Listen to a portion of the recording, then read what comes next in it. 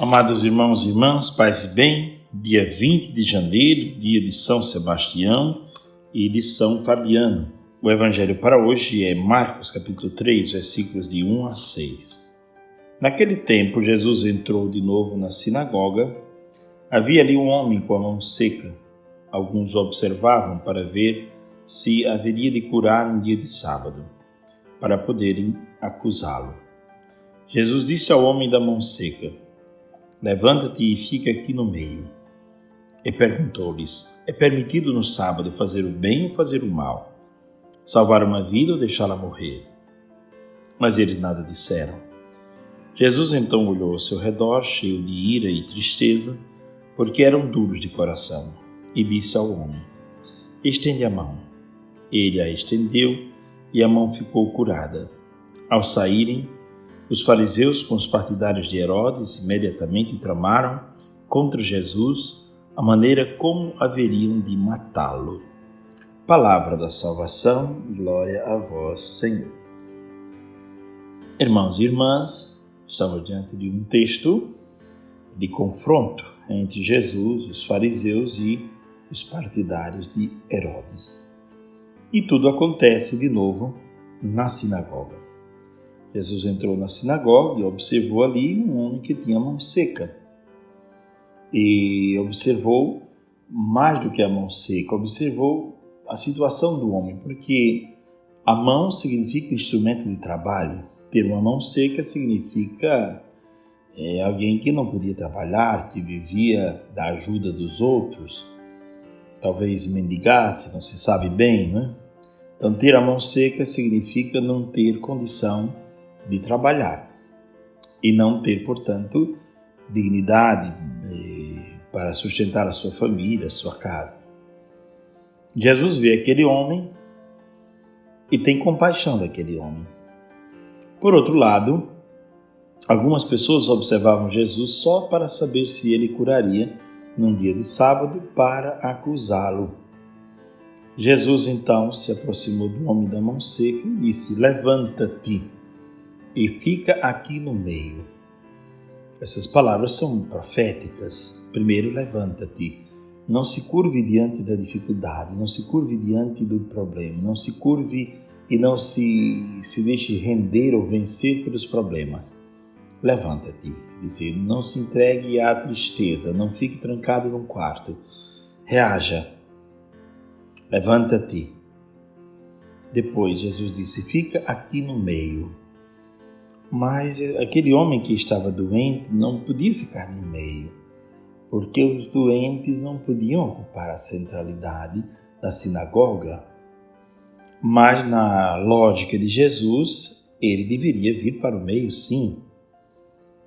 E Jesus o chamou para o meio para mostrar a todos que aquele homem estava doente, para acordar aqueles homens para a sensibilidade, porque já que estavam rezando, precisavam também ter sensibilidade com quem sofre.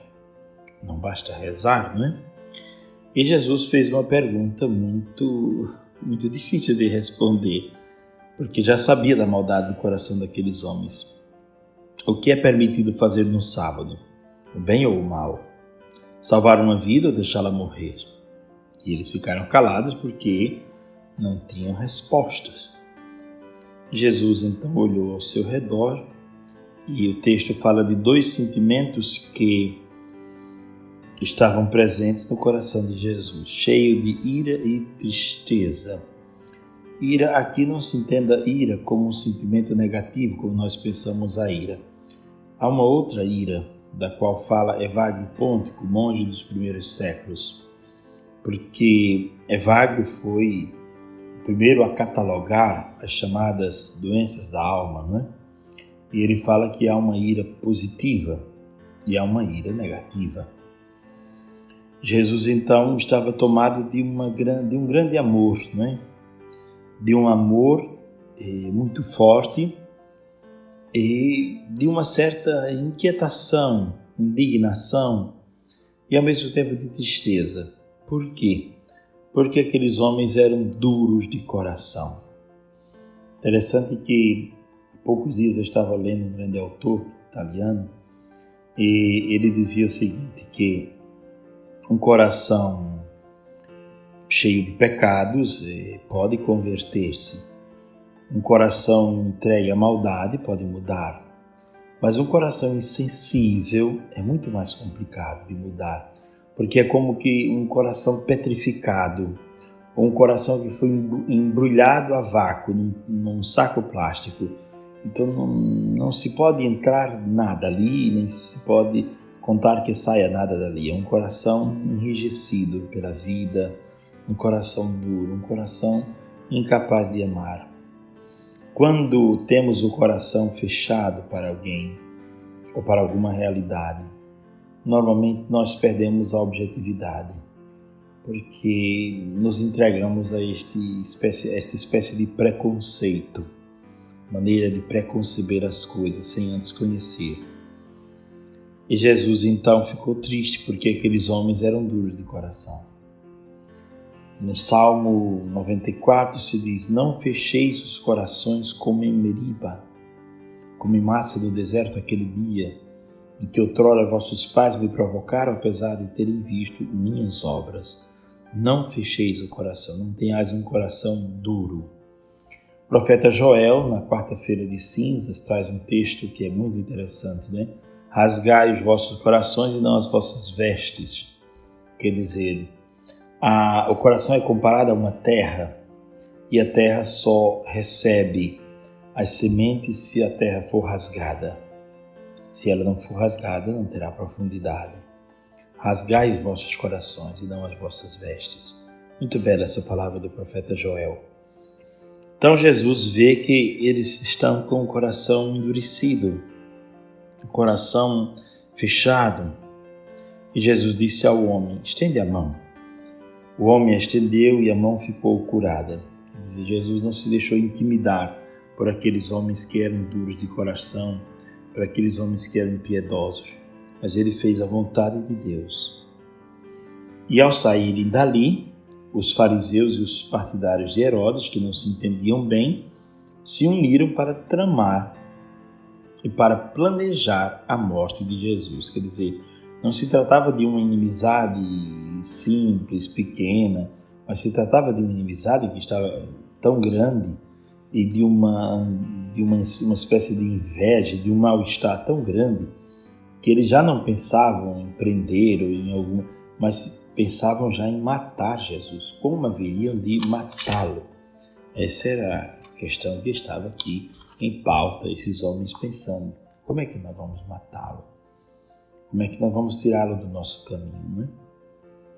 Pois bem, possamos hoje refletir sobre este texto, não é? Que apresenta um homem enfermo, um homem doente. Por outro lado, a compaixão de Jesus. De um lado, a compaixão de Jesus, do outro, a insensibilidade de pessoas que estavam rezando, mas eram insensíveis. Apresenta também a rigidez da lei, que podia travar a ação de Jesus naquele instante, e a liberdade interior de Cristo, que é muito livre interiormente e faz o milagre. Mesmo que aqueles homens não gostem, eu não estou, como quem diz assim, eu não estou aqui para fazer a vontade de vocês, estou aqui para fazer a vontade do Pai. Então podemos tirar muitas lições desse texto de hoje, né? E podemos também tirar muitas lições da vida dos santos que nós celebramos hoje, São Fabiano e São Sebastião. São Sebastião, sobretudo, que é muito conhecido, muito popular, como santo que é clamado para proteger os povos da peste, da fome e da guerra. Que possamos olhar para esses dois mártires como pessoas que viveram a fé e foram até as últimas consequências no testemunho do Evangelho. Que o Senhor nos abençoe e nos guarde, nos preserve de todos os males, hoje e sempre. Abençoe-vos o Deus que é todo-poderoso, Pai, Filho e o Espírito Santo. Amém. A todos, paz e bem.